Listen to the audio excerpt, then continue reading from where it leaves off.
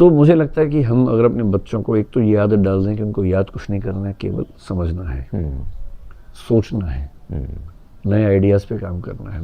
अब मैं सोचता हूँ कि मैं जिस ज़माने में वीडियो गेम खेलने के लिए पैसे इकट्ठे कर रहा था, बिल गेट्स उस ज़माने में कंप्यूटर पे काम करके कोडिंग करने के लिए पैसे ढूंढ रहा था।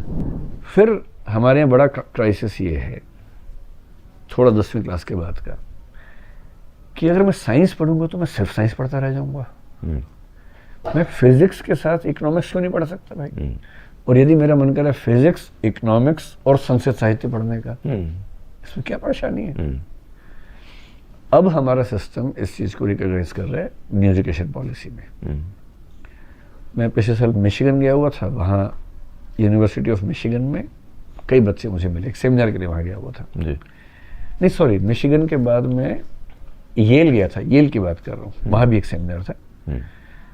येल में वहाँ करीब 50 बच्चे मुझे मिले जो हिंदी एक भाषा के रूप में सीख रहे हैं, और उनसे मैं बात करने गया था। अब वो इतने अच्छे बच्चे, उनमें से एक बच्ची medical science plus classical music की पढ़ाई कर रही है। वाह। मैं सोचता हूँ, और वो विधिवत, मतलब ये नहीं कि म्यूजिक शाम को सीख रही है अलग से, वो उसकी डिग्री का पार्ट है। इस तरह भारतीय मूल के नहीं है, भारतीय मूल की, पर वो भारत में पैदा नहीं हुई थी, उसके पेरेंट्स भारतीय मूल के थे। वो जो 50 बच्चे थे उनमें से लगभग 45 भारतीय मूल के थे, 2-3 पाकिस्तानी मूल के थे, वो भी हिंदी सीख रहे थे वहाँ पर। एक बच्चा दुबई, 2-3 पीढ़ी से दुबई में था, लेकिन 3 पीढ़ी पहले भारत का या पाकिस्तान का वो भी था। तो मुझे लगता है कि हम अगर अपने बच्चों को एक तो ये आदत डाल दें कि उनको याद कुछ नहीं करना है, केवल समझना है, सोचना है, नए आइडियाज़ पे काम करना है।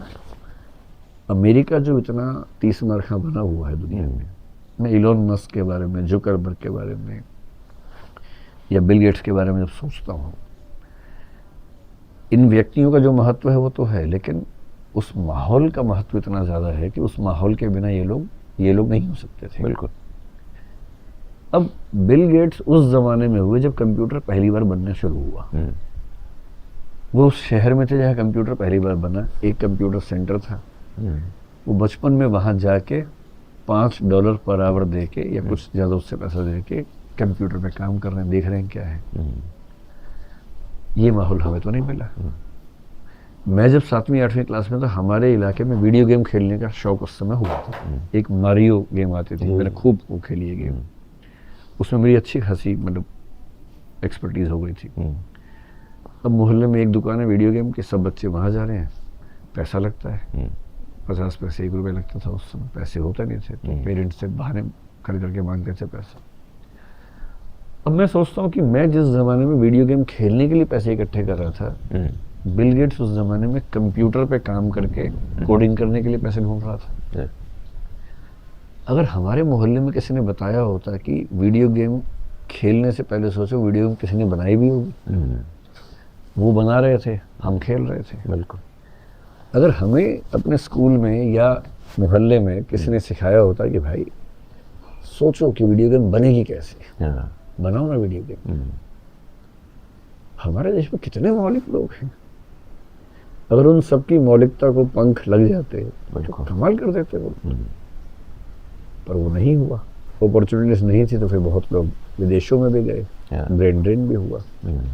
अगर वही सब लोग जो बाहर गए, अगर उनको यहाँ माहौल मिल गया होता तो मतलब अगर नासा में 1/3 साइंटिस्ट भारत के हो सकते हैं, तो फिर इसरो नासा से ऊपर क्यों नहीं होना चाहिए?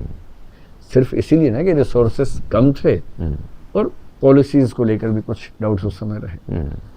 तो मेरा बुनियादी चिंतन ये है कि अगर देश को विकसित बनाना है, नंबर 1 पे जो काम करना है वो एजुकेशन पॉलिसी पे काम करना है, बाकी सब सेकेंडरी है।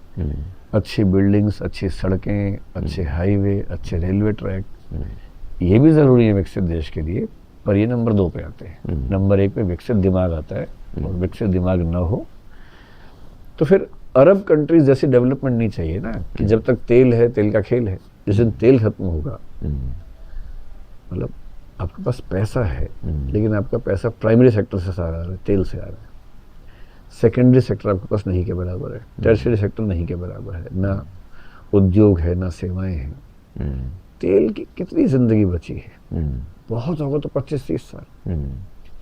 और जिस दिन सोलर और हाइड्रोजन एनर्जी ब्रेक इवन पे आ गई, फिर कौन पूछेगा?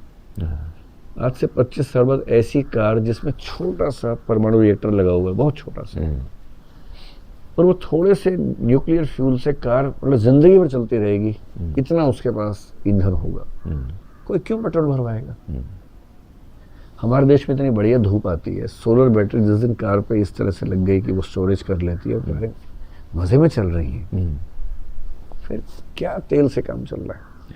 इसलिए जिन देशों में समृद्धि है लेकिन पढ़ाई लिखाई नहीं है, इंडस्ट्री नहीं है, सर्विसेज नहीं है, मुझे बड़ा चिंता होती है कि भविष्य उनका कैसा होने वाला है।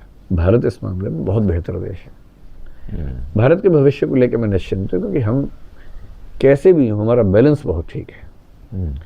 हमने हर चीज़ को बैलेंस कर रखा है, लेकिन अगर पूरे पोटेंशियल को यूज़ कर लेंगे फिर तो हम पता नहीं क्या कर देंगे। हाँ, जो एक इंटेलेक्चुअल कैपिटल है वो अद्भुत है और अनटैप्ड है। वैल्यूज कितनी ज़रूरी हैं? अगर मुझसे कोई पूछे कि कोई व्यक्ति सफल है या नहीं, इसका पैमाना क्या है, तो मेरी राय में पहला पैमाना ये है कि वो कायदे का इंसान है या नहीं। बाकी सब नंबर 2 नंबर 3 पे आएगा। और कायदे का इंसान होने के लिए वैल्यूज तो चाहिए। जैसे हम एथिक्स एक पेपर में पढ़ाता हूँ, उसमें एक कंसेप्ट आता है, it is good to be good. अच्छा इसलिए नहीं होना है कि होना ज़रूरी है, अच्छा होना अंततः अच्छा ही साबित होता है।